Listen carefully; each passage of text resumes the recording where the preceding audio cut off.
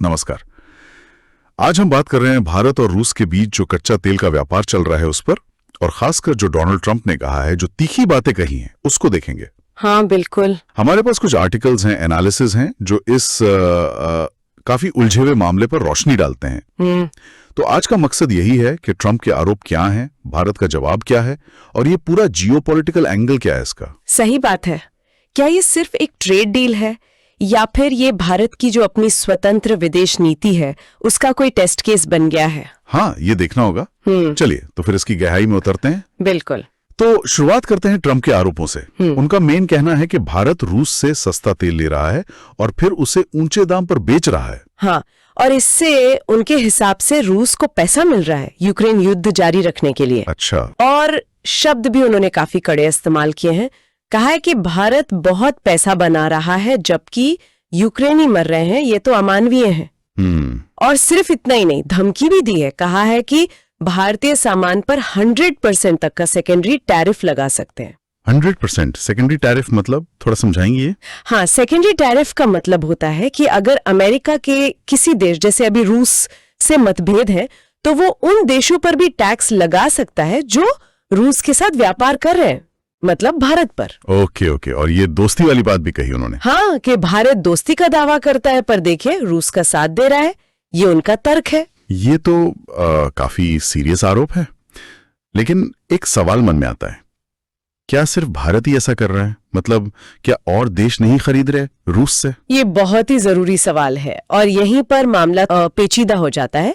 अगर आंकड़े देखें तो 2023 में यूरोपियन यूनियन ने, ईयू ने रूस से 25 अरब डॉलर से ज्यादा की एनर्जी खरीदी थी। अच्छा, ईयू ने? हाँ, और उसी दौरान उन्होंने यूक्रेन को मिलिट्री मदद दी करीब 21 अरब डॉलर की। तो ये तो डबल स्टैंडर्ड जैसा लगता है थोड़ा। और एक और बात, यूक्रेन खुद 2025 तक रूस से जो गैस उनके देश से होकर गुजरती है उसका ट्रांजिट शुल्क लेता रहेगा, मतलब उनसे भी कमाई कर रहा है। अरे वाह, ये जानकारी तो मतलब पूरे नैरेटिव को ही बदल देती है। बिल्कुल। तो सवाल उठता है कि क्या ट्रंप की आलोचना सिर्फ भारत को टारगेट कर रही है? क्या ये कोई पॉलिटिकल मूव है? तो फिर भारत का ऑफिशियल स्टैंड क्या रहा है इस सब पर? देखिए, भारत का पक्ष बहुत क्लियर और मजबूत रहा है। विदेश मंत्री डॉक्टर एस जयशंकर ने कई बार कहा है साफ साफ कि भारत रूस से तेल इसलिए खरीदता है क्योंकि ये भारतीय लोगों के लिए, कंज्यूमर्स के लिए सस्ता पड़ता है और ये पूरी तरह लीगल है। लीगल है?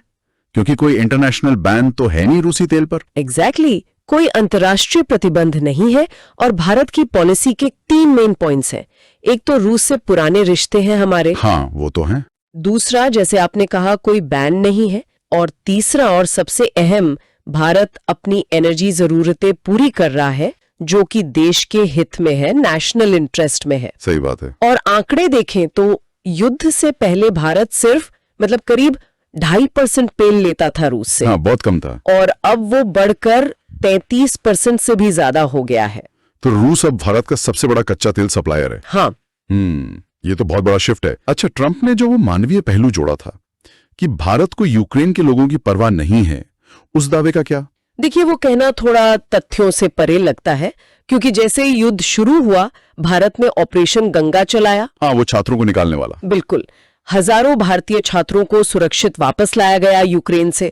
फिर प्रधानमंत्री मोदी ने खुद राष्ट्रपति जेलेंस्की से भी बात की, पुतिन से भी कई बार बात की। अब पुतिन से तो वो बात भी कही थी पब्लिकली कि ये युद्ध का युग नहीं है। हाँ बिल्कुल, ये बहुत बड़ी बात थी उस समय कहना। और इसके अलावा भारत ने यूक्रेन को दवाइयां भेजी हैं, मानवीय मदद भेजी है। सही है। तो ये कहना कि परवाह नहीं, ये तो गलत लगता है। हाँ, ये आरोप तथ्यों पर खरा नहीं उतरता। अच्छा, एक और बात ध्यान में आती है कि ट्रंप का भारत के साथ पहले भी तो ट्रेड को लेकर थोड़ा सख्त रवैया रहा है ना? हाँ बिल्कुल, ये कोई नई बात नहीं है। तो ये सब सुन के कुल मिला के क्या समझे, भारत की पोजीशन क्या है आखिर? देखिए, ऐसा लगता है कि भारत अब अपनी फॉरेन पॉलिसी में एक क्लियर शिफ्ट ला चुका है। पहले जिसे हम गुटनिरपेक्ष कहते थे, अब वो शायद राष्ट्रीय हित आधारित या कह लें इंडिया फर्स्ट पॉलिसी बन गई है। और शायद डोनाल्ड ट्रंप की धमकियों का असर अब उतना नहीं होता जितना पहले शायद होता।